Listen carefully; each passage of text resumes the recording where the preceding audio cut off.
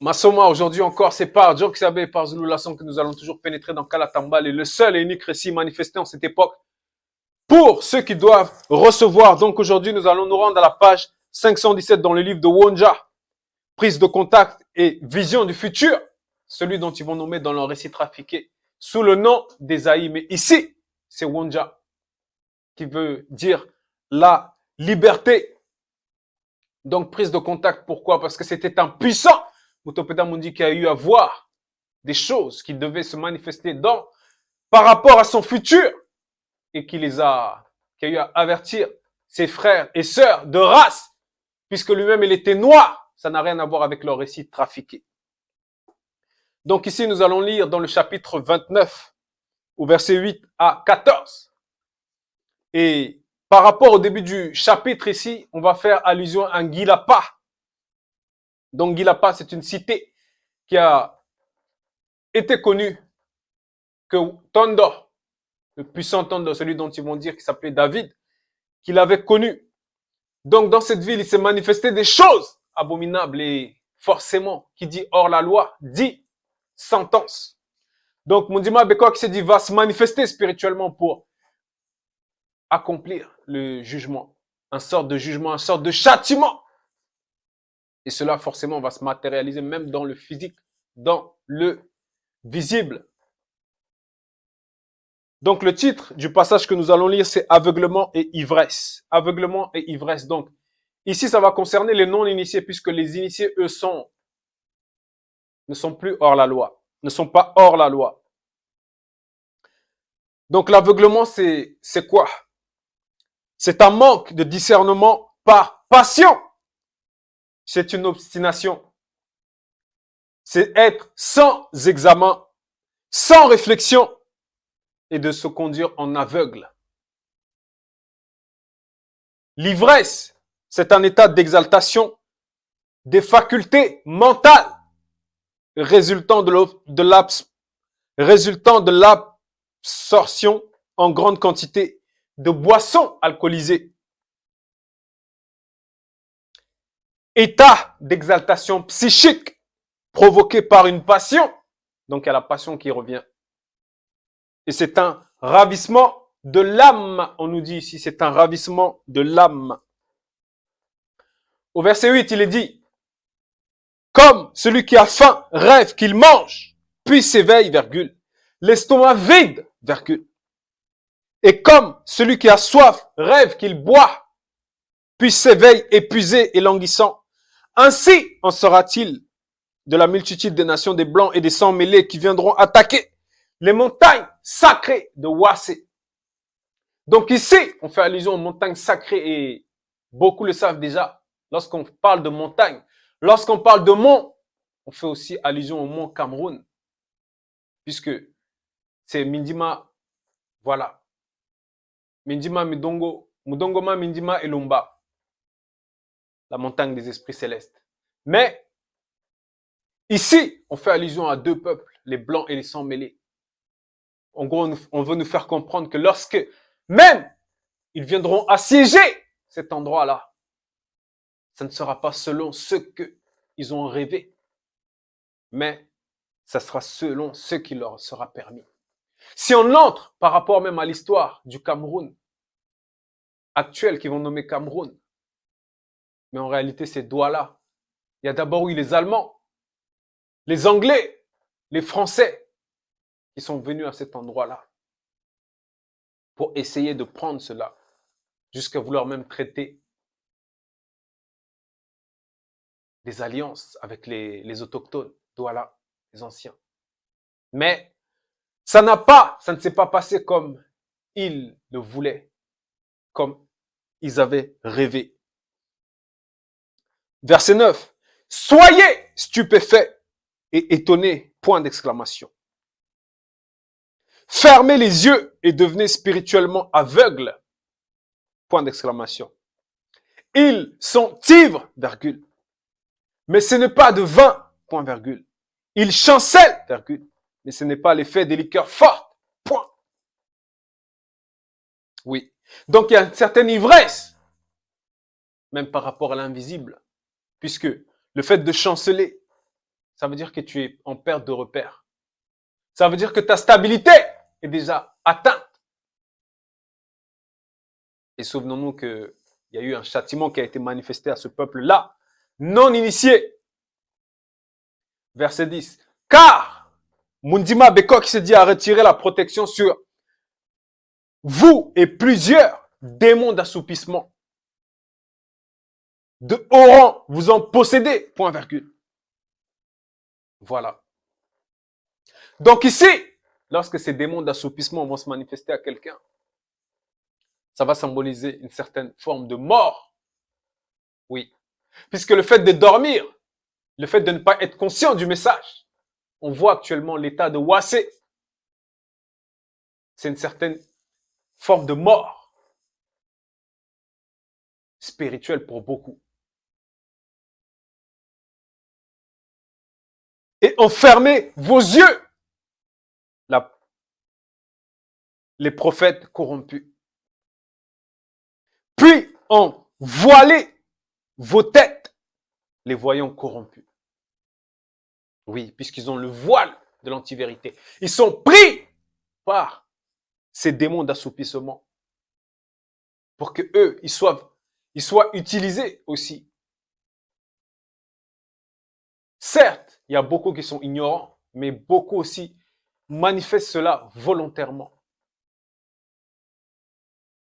Verset 11. Toute la révélation est pour vous comme les mots d'un livre cacheté de Kalatambale, virgule. Pas virgule, plutôt destiné aux initiés, que l'on donne à un non-initié qui sait lire ce qui est à sa portée, virgule, en disant, lis donc ceci. Donc à cette époque, là aussi, la révélation va se faire rare. Certains, même, qui vont savoir lire lorsqu'on va leur présenter des choses de la vérité. Puisque même dans l'invisible, ils sont pris. Ils ne pourront pas réellement comprendre cela. Ils ne pourront pas réellement pénétrer cela. Puisqu'ils sont en train de dormir. Ils sont dans le sommeil, spirituellement parlant. Et c'est très grave. C'est très grave, mon peuple. Et qui répond, je ne le puis, virgule, car il est cacheté. Il est scellé, il est cacheté.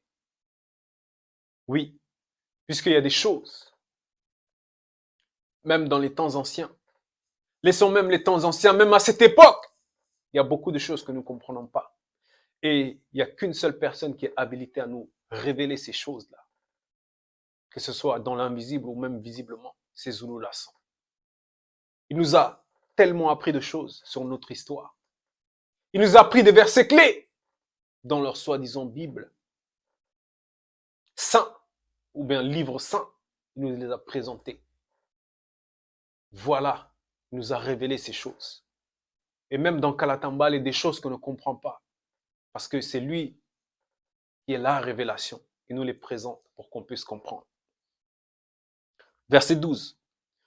Ou comme un livre mystérieux de Kalatambale que l'on donne à un non-initié ou à un blanc, virgule, ou bien à un sang mêlé qui ne sait pas lire ce qui ne peut être pénétré pour lui, virgule, en disant, deux points. Lis donc cela et qui répond, deux points. Je ne sais pas lire ce qui est impénétrable. Point. Voilà. Il y a des choses que on peut te présenter que tu peux savoir même lire, mais tu ne pourras pas pénétrer. Parce que ce n'est pas à toi de déceler cela. Il n'a pas été permis. Les entités, leur déplacement ne... Voilà. Tu n'as pas capté la fréquence. Et c'est pour ça qu'à plusieurs époques, voilà, il y avait toujours, on envoyait toujours des prophètes pour qu'ils puissent aller parler aux non-initiés, pour qu'ils puissent aller les avertir des châtiments à venir, pour qu'ils puissent se repentir, se réconcilier avec cet ADN-là, avec la loi morale, avec le verbe de l'Oba, et qu'ils puissent avoir une existence digne dans le visible.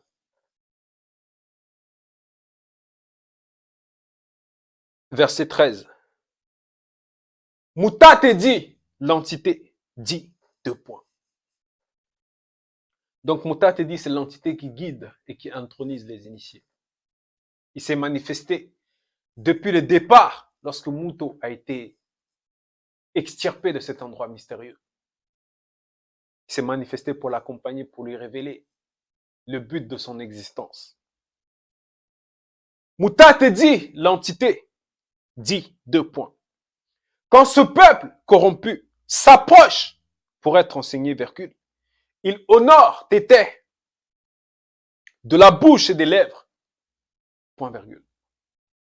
Mais son cœur est éloigné de son verbe, virgule.